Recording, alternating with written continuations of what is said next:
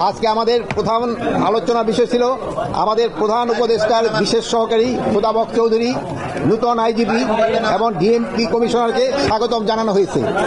আমাদের সনাতন জাগরণী জোট 8 দফা নিয়ে একটা আলোচনা হয়েছে। বিশ্ব ইজতেমার ব্যাপারে আলোচনা হয়েছে। অটোরিকশা বন্ধে হাইকোর্টের নির্দেশনা দিয়ে ওইটা নিয়ে আলোচনা হয়েছে। বিজয় দিবস সম্বন্ধে আমাদের আলোচনা হয়েছে। তারপরে দুষ্কৃতিকারীদের গ্রেপ্তার প্রসঙ্গে আলোচনা হয়েছে। তারপরে ভুয়া মামলা এবং চাপ দিয়ে হয়রানি করা হয় যে এইগুলি ব্যাপারে আলোচনা হয়েছে এবং মাদকের ব্যাপারে আমাদের আলোচনা হয়েছে।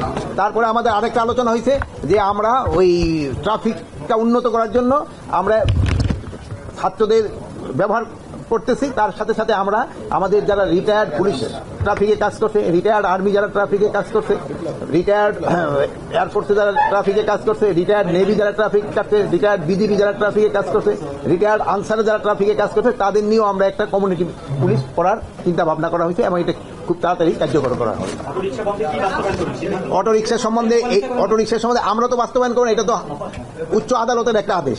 উচ্চ আদালতের আদেশকে আমরা বাস্তবায়ন করতে যাচ্ছি এবং উচ্চ আদালতের আদেশটার ব্যাপারে আমাদের যে আইন মন্ত্রণালয় তারা হয়তো একটা উচ্চ আদালত থেকে আজকে হয়তো একটা কোনো ডিসিশন আসবে। ওই ডিসিশনটা যেটা আসে ওই ডিসিশনের উপরে আমরা যা আসবে ওই ডিসিশনের ব্যাপারে আমরা অটোরিকশাটা বলা যায় এটা উচ্চ আদালতের একটা রায়। এটার ব্যাপারে আমি তো এই মুহূর্তে যদি কোনো একটা উত্তর দিই আপনাদের, এটা হয়তো আমার আবার কন্টেম্প্ট অফ দ্য কোর্টও হয়ে যেতে পারে। এই জন্য এটার ব্যাপারে আমি তো এখন বলতে পারবো না। উচ্চ আদালত থেকে যে নির্দেশনা আসে ওই নির্দেশনার মতোই আমরা কাজ করব। তো আমরা আশা করতে পারি একটা খুব ভালো নির্দেশনা আসবে এবং ওই নির্দেশনার আলোকে আমাদের এই অটোরিকশার এই প্রবলেমটা, এটা সমস্যাটা সমাধান হবে। আমরা এখনো বলতেছি যে সড়কে যেন কোনো দোকান না বসে।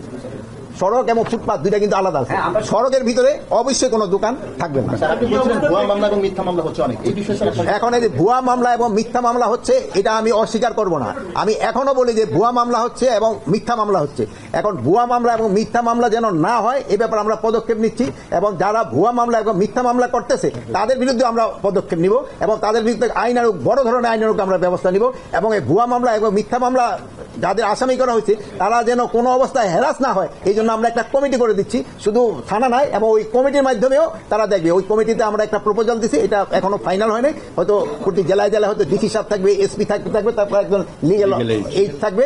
তারা মিলে একটা নিরূপণ করবে। ভাই কথা শেষ করার আগে আটটা করে ফেলা নিরূপণ করবে যে অ্যাকচুয়াল কে দোষী যেন না হয়। আমরা আইন শৃঙ্খলার ব্যাপারে কোনো উদ্বিগ্ন নাই। আমাদের আইন শৃঙ্খলা পরিস্থিতি মোটামুটি আল্লাহ দিলে একটা স্যাটিসফ্যাক্টরি লেভেলে চলে আসছে। এটা আস্তে আস্তে আরো উন্নতির দিকে যাবে। আর 1 থেকে 16তে কোনো ধরনের কোনো সমস্যা হবে না। যে কেউ কোনো অরাজকতা করলে তারা আমরা আইনের আওতায় নিয়ে আসবো।